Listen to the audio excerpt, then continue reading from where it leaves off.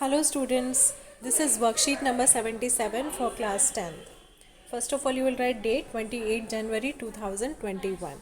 So students ये हमारी footprints without feet की बुक में चैप्टर 7 है the necklace. The necklace means necklace सबको पता है गले में पहनते हैं.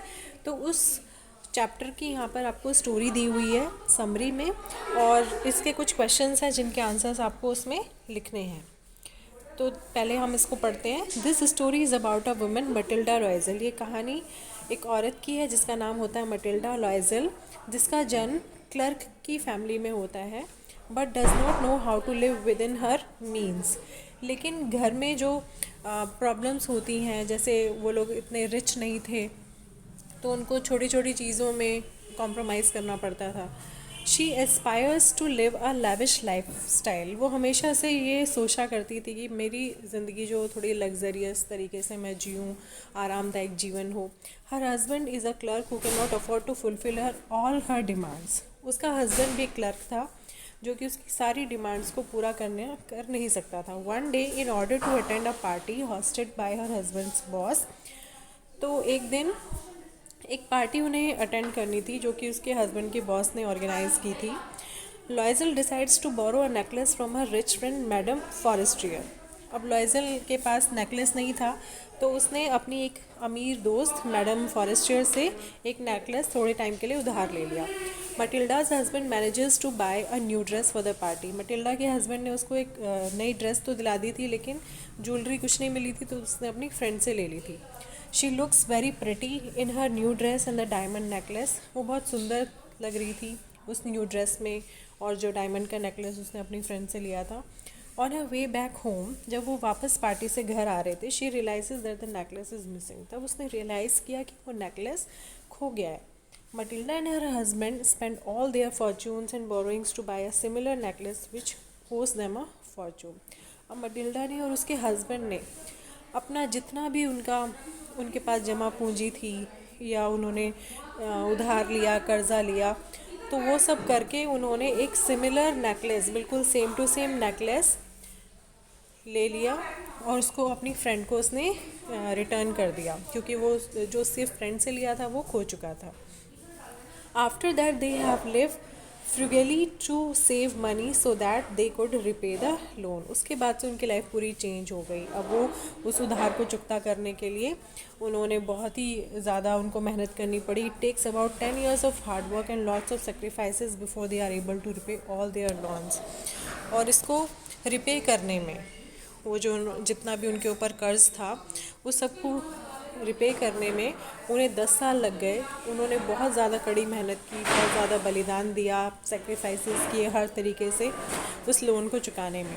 The time and all the hard work take their toll on her and she ages quickly. और समय के साथ साथ और कुछ परिस्थितियों के साथ साथ अब वो उतनी खूबसूरत नहीं रही थी और जल्दी ही उसकी वो बूढ़ी लगने लगी थी. After that torturers period has पास. तो जब ये टॉर्चरस पीरियड, ये जो मुश्किलों वाला जो उनका टाइम था, ये ख़त्म हुआ. She happens to meet her rich friend one day. तो एक दिन वो अपनी उसी अमीर दोस्त से मिली. In sudden emotions he tells the whole story to her. और उसने अचानक ही भावुक होकर वो सारी कहानी अपनी फ्रेंड को बता दी. Her friend then tells her that it was not a diamond necklace but a cheap imitation jewellery. फिर उसकी फ्रेंड ने उसको बताया कि वो कोई डायमंड नेकलेस नहीं था जो मैंने तुम्हें दिया था, वो तो एक सस्ता सा इमिटेशन ज्वेलरी थी, यानी कि नकली हार था. Thus this story tells us that one must be satisfied and contented with what one has. तो ये कहानी हमें ये बताती है कि किसी भी इंसान को जितना उसके पास है उतने में उसको संतुष्ट रहना चाहिए. Undue desires lead to unhappiness. और जो हमारी इच्छाएं होती हैं, जो हमारी ऐसी इच्छाएं होती हैं जिनको हम पूरा नहीं कर सकते, तो उनसे हमें कई बार दुखी होना पड़ जाता है. Moreover we should never hide the truth. और सबसे बड़ी बात है कि हमें कभी भी सच्चाई को नहीं छुपाना चाहिए, कभी भी हमें झूठ नहीं बोलना चाहिए. तो on the basis of reading of the lesson कुछ क्वेश्चंस हैं, उनके आंसर्स आपको देने हैं. फर्स्ट है, what kind of a person is madam Loisel. Madam Loisel किस तरह की लेडी थी. Why she always unhappy. वो क्यों हमेशा दुखी रहती थी.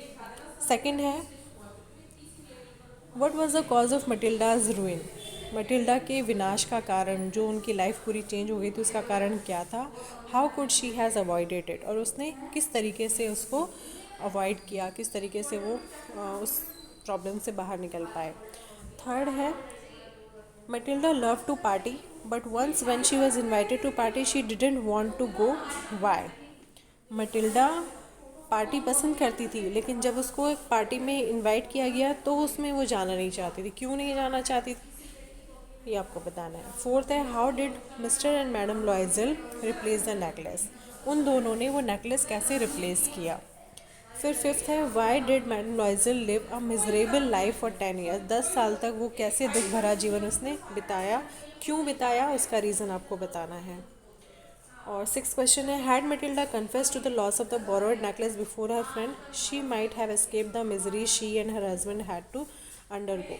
अगर मटिल्डा पहले ही कन्फेस कर लेती अपनी फ्रेंड के सामने और उसको बता देती सारी सच्चाई, तो शायद वो जितनी उन्हें प्रॉब्लम्स बाद में फेस करनी पड़ी वो शायद उन्हें तब फेस ना करनी पड़ती.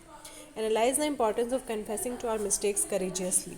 तो यहाँ पर आपको एनालाइज करना है कि अगर हम अपनी मिस्टेक्स को, अपनी गलतियों को किसी के सामने स्वीकार कर लेंगे तो उससे क्या फ़र्क पड़ सकता है.